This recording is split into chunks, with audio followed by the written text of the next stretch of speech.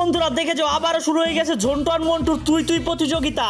তারপরে ঝন্টু তার অ্যাসিস্ট্যান্টকে একটা গর্তের কাছে নিয়ে গিয়ে সেখান থেকে একটা স্বর্ণের কলস বের করে নিয়ে আসলো।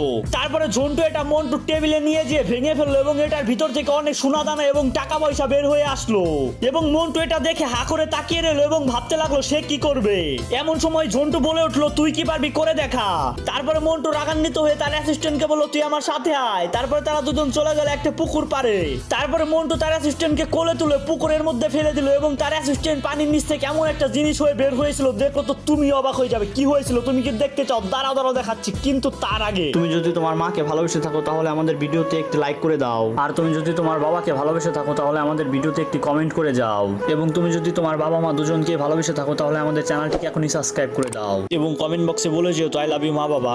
তারপরে মন্টুর অ্যাসিস্ট্যান্ট পানির নিচ থেকে জলপরি হয়ে উঠে এসেছিল এবং তার শরীরে মন্টুর থেকেও বেশি সোনা দানা দিয়ে ভরা ছিল।